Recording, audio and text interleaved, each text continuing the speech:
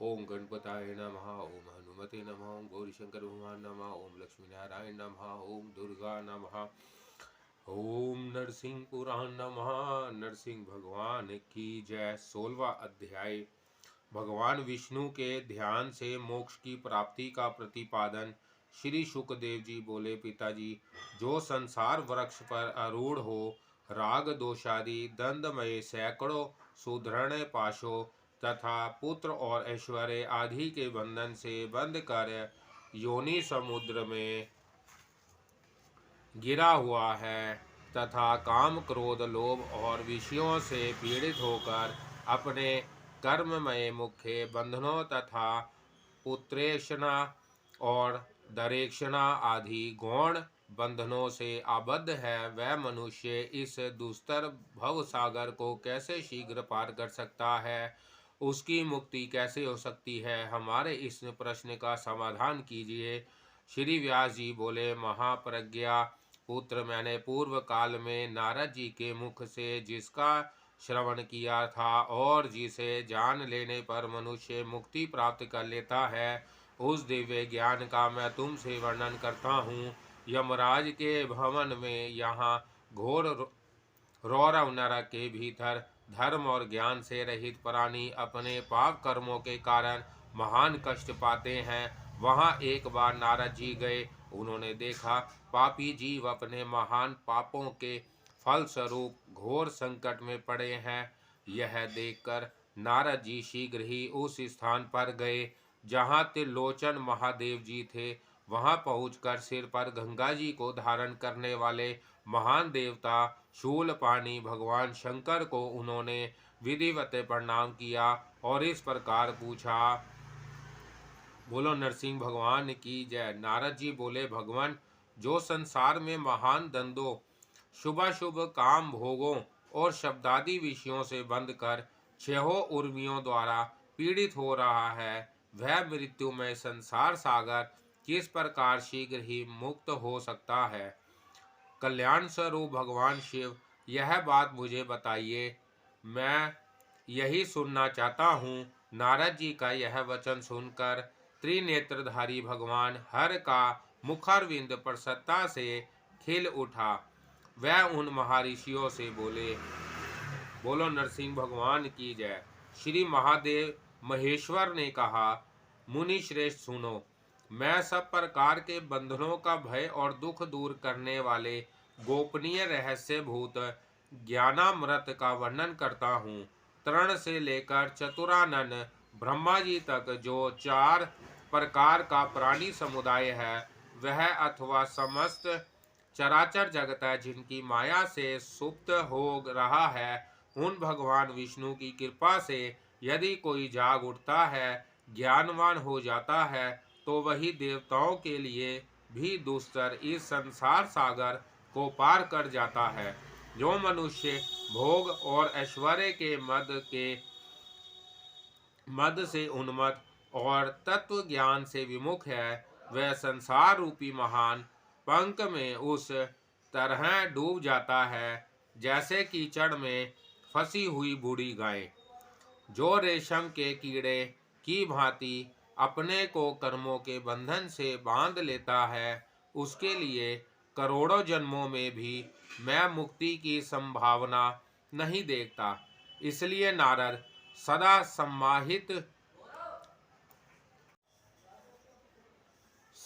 समाहित चित होकर सर्वेश्वर अविनाशी देव भगवान विष्णु का सदा भली भांति आराधन और ध्यान करना चाहिए, जो सदा उन विश्व स्वरूप आदि अंत से रहित सबके आदि कारण आत्मनिष्ठा कमल एवं सर्वज्ञ भगवान विष्णु का ध्यान करता है, वह मुक्त हो जाता है। जो विकल्प कल्प से रहित अवकाश शून्य प्रपंच से परे रोग शोक से हीन एवं अजन्मा है, उन वासुदेव विष्णु का सदा ध्यान करने वाला पुरुष संसार बंधन से मुक्त हो जाता है। जो सब दोषों से रहित परम शांत अच्युत प्राणियों की सृष्टि करने वाले तथा देवताओं के भी उत्पत्ति स्थान है, उन भगवान विष्णु का सदा ध्यान करने वाला पुरुष जन्म मृत्यु के बंधन से छुटकारा पा जाता है। जो संपूर्ण पापों से शून्य, प्रमाण रहित, लक्ष्मणहीन, शांत तथा निष्पाप है, उन भगवान विष्णु का सदा चिंतन करने वाला मनुष्य कर्मों के बंधन से मुक्त हो जाता है। जो अमृतमय परमानंद स्वरूप, सब पापों से रहित, ब्राह्मण प्रिय तथा सबका कल्याण करने वाले हैं, उन भगवान विष्णु का निरंतर नाम कीर्तन करने से मनुष्य संसार बंधन से मुक्त हो जाता है। जो योगों के ईश्वर पुराण, प्राकृत देहहीन, बुद्धि रूप गुहा में शयन करने वाले, विषयों के संपर्क से शून्य और अविनाशी हैं, उन भगवान विष्णु का सदा ध्यान करने वाला पुरुष जन्म मृत्यु के बंधन से छुटकारा पा जाता है। जो शुभ और अशुभ के बंधन से रहित, छह उर्मियों से परे, सर्वव्यापी, अचिंतनीय तथा निर्मल है, उन भगवान विष्णु का सदा ध्यान करने वाला मनुष्य संसार से मुक्त हो जाता है। जो समस्त द्वंद्वों से मुक्त और सब दुखों से रहित है, उन तर्क के अविषय अजन्मा भगवान विष्णु का सदा ध्यान करता हुआ पुरुष मुक्त हो जाता है। जो नाम गोत्र से शून्य, अद्वितीय और जागृत आदि तीनों अवस्थाओं से परे, तुरीय परम पद है, समस्त भूतों के हृदय मंदिर में विद्यमान उन भगवान विष्णु का सदा ध्यान करने वाला पुरुष मुक्त हो जाता है। जो रूप रहित, सत्य संकल्प और आकाश के समान परम शुद्ध है, उन भगवान विष्णु का सदा एकाग्रचित्त से चिंतन करने वाला मनुष्य मुक्ति प्राप्त कर लेता है। जो सर्वरूप, सब भावनिष्ठा और आत्म चैतन्य रूप है, उन प्रकाशमान एकाक्षर भगवान विष्णु का सदा ध्यान करने वाला मनुष्य मुक्त हो जाता है। जो अनिवर्चनीय, ज्ञानतीत, प्राण स्वरूप और जन्म रहित है, उन एकमात्र नित्य नूतन भगवान विष्णु का सदा ध्यान करने वाला मनुष्य मुक्त हो जाता है। जो विश्व के आदि कारण, विश्व के रक्षक, विश्व के भक्षण करने वाले तथा संपूर्ण काम्य वस्तुओं के दाता है, तीनों अवस्थाओं से अतीत, उन भगवान विष्णु का सदा ध्यान करने वाला मनुष्य मुक्त हो जाता है। समस्त दुखों के नाशक, सबको शांति प्रदान करने वाले और संपूर्ण पापों को हर लेने वाले भगवान विष्णु का सदा ध्यान करने वाला मनुष्य संसार बंधन से मुक्त हो जाता है।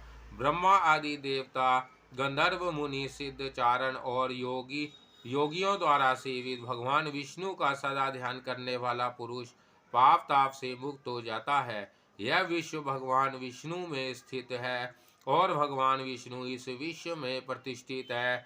संपूर्ण विश्व के स्वामी अजन्मा भगवान विष्णु का कीर्तन करने मात्र से मनुष्य मुक्त हो जाता है। जो संसार बंधन से मुक्ति तथा संपूर्ण कामनाओं की पूर्ति चाहता है, वह यदि भक्ति पूर्वक वरदायक भगवान विष्णु का ध्यान करे तो सफल मनोरथ होकर संसार बंधन से मुक्त हो जाता है। श्री व्यास जी कहते हैं, बेटा, इस प्रकार पूर्व काल में देव ऋषि नारद जी के पूछने पर उन वृषभ चिहित ध्वजा वाले भगवान शंकर ने उस समय उनके प्रति जो कुछ कहा था, वह सब मैंने तुमसे कह सुनाया। तात निर्बीज ब्रह्मा रूप उन आदित्य विष्णु का ही निरंतर ध्यान करो, इससे तुम अवश्य ही सनातन अविनाशी पद को प्राप्त करोगे। देव ऋषि नारद ने शंकर जी के मुख से इस प्रकार भगवान विष्णु की श्रेष्ठता का प्रतिपादन सुनकर उनकी भली भांति आराधना करके उत्तम सिद्धि प्राप्त कर ली। जो भगवान नरसिंह में चित्त लगाकर इस प्रसंग का नित्य पाठ करता है, उसका 100 जन्मों में किया हुआ पाप भी नष्ट हो जाता है। महादेव जी के द्वारा कथित भगवान विष्णु के इस पावन स्तोत्र का जो प्रतिदिन प्रातः काल स्नान करके पाठ करता है, वह अमृत पद मोक्ष को प्राप्त कर लेता है। जो लोग अपने हृदय कमल के मध्य में विराजमान अनंत भगवान अच्युत का सदा ध्यान करते हैं और उपासकों के प्रभु उन परमेश्वर भगवान विष्णु का कीर्तन करते हैं, वह परम उत्तम वैष्णवी सिद्धि प्राप्त कर लेते हैं। बोलो नरसिंह भगवान की जय। सिंह भगवान की जय। 17वां अध्याय। अष्टाक्षर मंत्र और उसका महत्व में। श्री शुकदेव जी बोले, तात पिताजी, मनुष्य सदा भगवान विष्णु के भजन में तत्पर रहकर किस मंत्र का जप करने से संसारिक कष्ट से मुक्त होता है, यह मुझे बताइए। इससे सब लोगों का हित होगा। बोलो नरसिंह भगवान की जय। श्री व्यास जी बोले, बेटा, मैं तुम्हें सभी मंत्रों में उत्तम अष्टाक्षर मंत्र बतलाऊंगा, जिनका जप करने वाला मनुष्य जन्म और मृत्यु से युक्त संसार रूपी बंधन से मुक्त हो जाता है। द्विज को चाहिए कि अपने हृदय कमल के मध्य भाग में शंख चक्र और गदा धारण करने वाले भगवान विष्णु का एकाग्र चित्त से ध्यान करते हुए जप करें। एकांत जन शून्य स्थान में श्री विष्णु मूर्ति के सम्मुख अथवा जलाशय के निकट मन में भगवान विष्णु का ध्यान करते हुए अष्टाक्षर मंत्र का जप करना चाहिए। साक्षात भगवान नारायण ही अष्टाक्षर मंत्र के ऋषि हैं। देवी गायत्री छंद है, परमात्मा देवता है। ओमकार शुक्ल वर्ण है, ना रक्त वर्ण है। मो कृष्ण वर्ण है, ना रक्त है। रा कुमकुम रंग का है, या पीत वर्ण का है, ना अतरंजन के समान कृष्ण वर्ण वाला है। और यह विविध वर्णों से युक्त है। तात यह ओम नमो नारायण मंत्र समस्त प्रयोजनों का साधक है और भक्ति पूर्वक जप करने वाले लोगों को स्वर्ग तथा मोक्ष रूप फल देने वाला है। यह सनातन मंत्र वेदों के प्रणव से सिद्ध होता है। यह सभी मंत्रों में उत्तम श्री संपंत्र और संपूर्ण पापों को नष्ट करने वाला है। जो सदा संध्या के अंत में इस अष्टाक्षर मंत्र का जप करता हुआ भगवान नारायण का स्मरण करता है, वह संपूर्ण पापों से मुक्त हो जाता है। यही उत्तम मंत्र है और यही उत्तम तपस्या है। यही उत्तम मोक्ष तथा यही स्वर्ग कहा गया है। पूर्व काल में भगवान विष्णु ने वैष्णव जनों के हित के लिए संपूर्ण वेद रहस्यों से यह सारभूत मंत्र निकाला है। इस प्रकार जानकर ब्राह्मण को चाहिए कि यह अष्टाक्षर मंत्र का स्मरण करे। स्नान करके पवित्र होकर शुद्ध स्थान में बैठकर पाप शुद्धि के लिए इस मंत्र का जप करना चाहिए। जप दान होम गमन ध्यान तथा पर्व के अवसर पर और किसी कर्म के पहले तथा पश्चात इस नारायण मंत्र का जप करना चाहिए। भगवान विष्णु के भक्त श्रेष्ठ द्विज को चाहिए कि वह प्रत्येक मास की द्वादशी तिथि को पवित्र भाव से एकाग्रचित होकर सहस्त्र या लक्ष्य मंत्र का जप करे। स्नान करके पवित्र भाव से जो ओम नमो नारायण मंत्र का 108 बार जप करता है, वह निरामय परम देव भगवान नारायण को प्राप्त करता है। जो इस मंत्र के द्वारा गंध पुष्प आदि से भगवान विष्णु की आराधना करके इसका जप करता है, वह महापातक से युक्त होने पर भी निसंदेह मुक्त हो जाता है। जो हृदय में भगवान विष्णु का ध्यान करते हुए इस मंत्र का जप करता है, वह समस्त पापों से विशुद्ध चित्त होकर उत्तम गति को प्राप्त करता है। एक लक्ष्य मंत्र का जप करने से चित्त शुद्धि होती है। 2 लाख लक्ष्य के जप से मंत्र की सिद्धि होती है। 3 लाख लक्ष्य के जप से मनुष्य स्वर्ग लोक प्राप्त कर सकता है।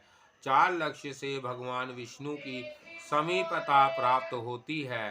5 लक्ष्य से निर्मल ज्ञान की प्राप्ति होती है। इसी प्रकार 6 लक्ष्य से भगवान विष्णु में चित्त स्थिर होता है। 7 लक्ष्य से भगवत स्वरूप का ज्ञान होता है। 8 लक्ष्य से पूर्व निर्वाण मोक्ष प्राप्त कर लेता है। द्विज मात्र को चाहिए कि आप अपने धर्म के युक्त रहकर इस मंत्र का जप करें। यह अष्टाक्षर मंत्र सिद्धिदायक है। आलस्य त्याग कर इसका जप करना चाहिए। इसे जप करने वाले पुरुष के पास दुःस्वप्न, असुर, पिशाच, सर्प, ब्रह्मा, राक्षस, चोर और छोटी मोटी मानसिक व्याधियां भी नहीं फटकती। विष्णु भक्त को चाहिए कि वह दृढ़ संकल्प एवं स्वस्थ होकर एकाग्रचित से इस नारायण मंत्र का जप करे। यह मृत्यु भय का नाश करने वाला है। मंत्रों में सबसे उत्कृष्ट मंत्र और देवताओं का भी देवता आराध्य है। बोलो नरसिंह भगवान की जय।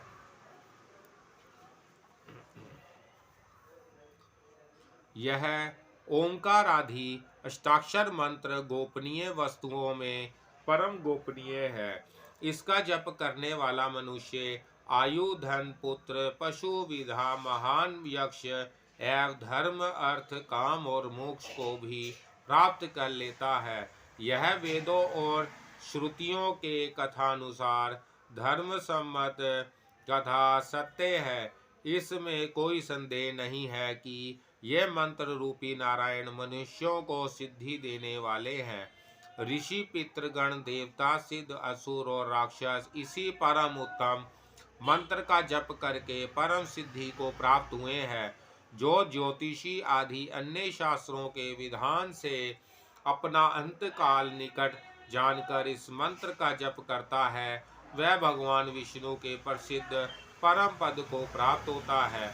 भव्य बुद्धि वाले विरक्त पुरुष प्रसन्नता पूर्वक मेरी बात सुने।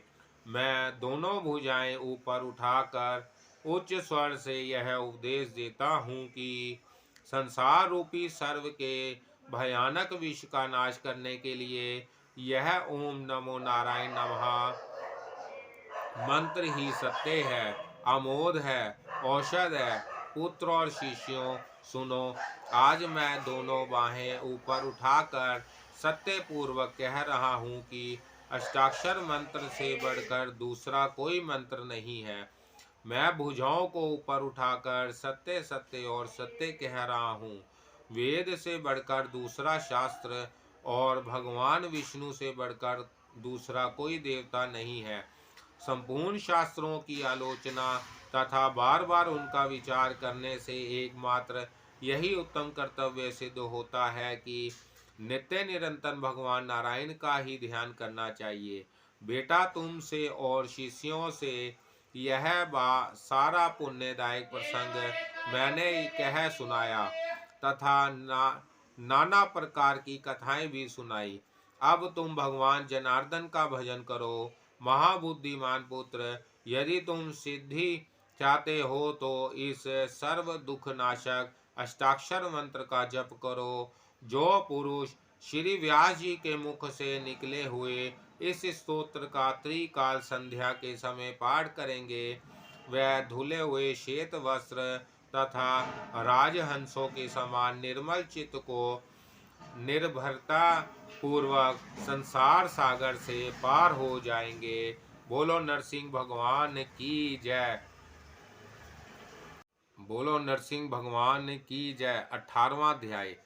भगवान सूर्य द्वारा संज्ञा के गर्भ से मनु, यम और यमी की छाया के गर्भ से मनु, शनिश्चर एवं तप्ती की उत्पत्ति तथा अश्वरूप धारिणी संज्ञा से अश्वनी कुमारों का प्रादुर्भाव।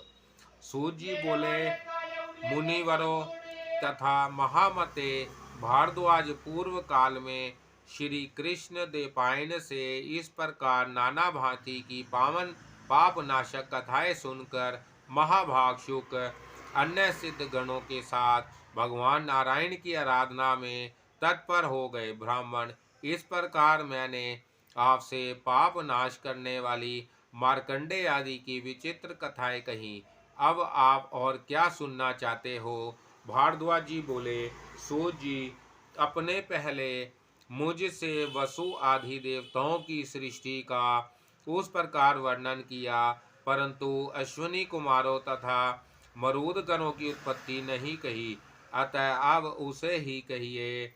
सूत जी बोले, महामते, पूर्व काल में शक्ति नंदन श्री पराशर जी ने विष्णु पुराण में मरूद गणों की उत्पत्ति का विस्तार पूर्वक वर्णन किया है। तथा वायु देवता ने वायु पुराण में अश्विनी कुमारों की उत्पत्ति भी विस्तार पूर्वक कही है। अतः मैं यहाँ संक्षेप से ही इस सृष्टि का वर्णन करूँगा। सुनिए। प्रजापति दक्ष की एक कन्या अदिति नाम से प्रसिद्ध है। उनके गर्भ से आदित्य नामक पुत्र हुआ। अदिति कुमार आदित्य को त्वष्टा प्रजापति ने अपनी संज्ञा नाम की कन्या ब्याह दी। आदित्य भी त्वष्टा की रूपवती एवं मनोरमा कन्या संज्ञा को पाकर उसके साथ सुखपूर्वक रहने लगे।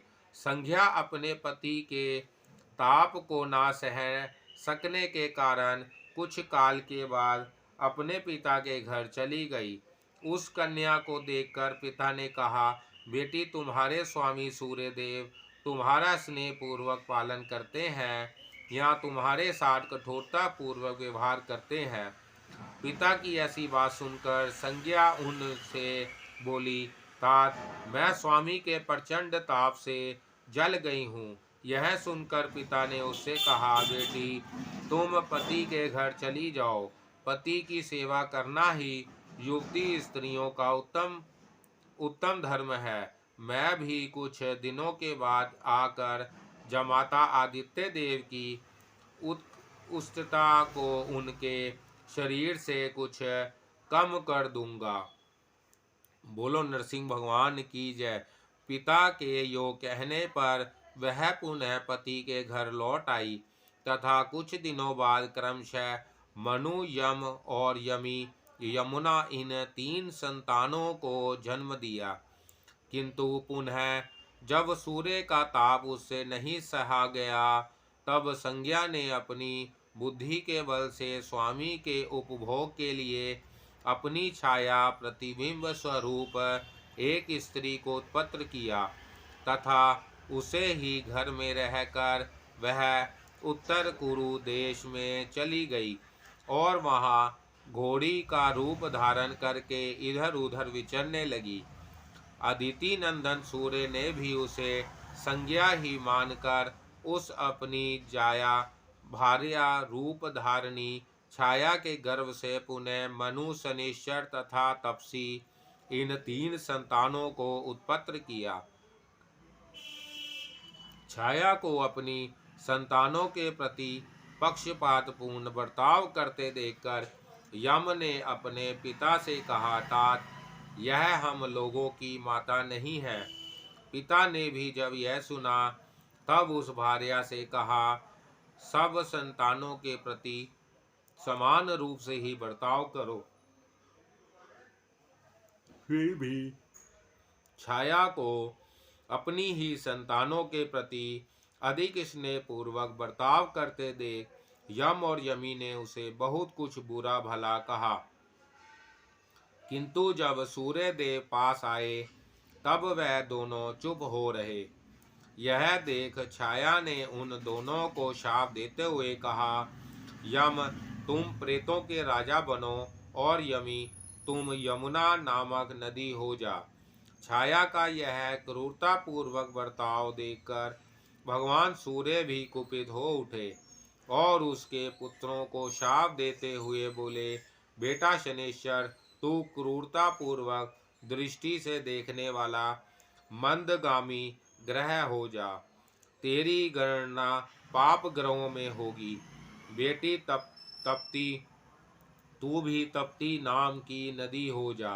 इसके बाद भगवान सूर्य ध्यानस्थ होकर विचार करने लगे कि संज्ञा कहाँ है।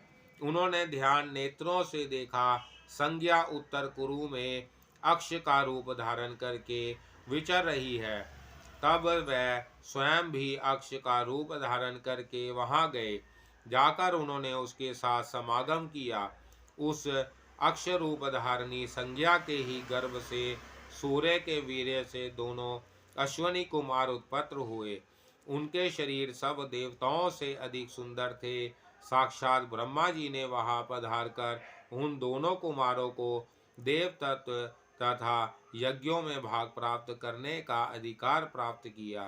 साथ ही उन्हें देवताओं का प्रधान वेद बना दिया। इसके बाद ब्रह्मा जी चले गए। फिर सूर्य देव ने अक्ष का रूप त्याग कर अपना स्वरूप धारण कर लिया। त्वष्टा प्रजापति की पुत्री संज्ञा भी अश्व का रूप छोड़कर अपने साक्षात स्वरूप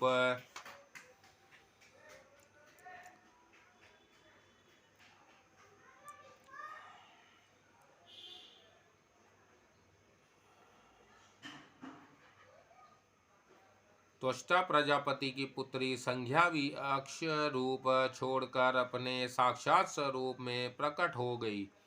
उस अवस्था में सूर्यदेव त्वष्टा की पुत्री अपनी पत्नी संज्ञा को आदित्य लोक में ले गए। तदंतर विश्वकर्मा सूर्य के पास आए और उन्होंने विविध नामों द्वारा उनका सत्वन किया तथा उनकी अनुमति से ही उनके श्री अंगों की अतिशय उष्णता के अंश को कुछ शांत कर दिया। महामते भारद्वाज तथा अन्य ब्राह्मणों, इस प्रकार मैंने आप लोगों से दोनों अश्विनी कुमारों के जन्म की उत्तम पुण्यमय पवित्र एवं पापनाशक कथा कह सुनाई। सूर्य के वह दोनों पुत्र देवताओं के वेद हैं, अपने दिव्य रूप से सदा प्रकाशित होते रहते हैं। उन दोनों के जन्म की कथा सुनकर मनुष्य इस भूतल पर सुंदर रूप से सुशोभित होता है और अंत में स्वर्ग लोक में जाकर वहां आनंद का अनुभव करता है। बोलो नरसिंह भगवान।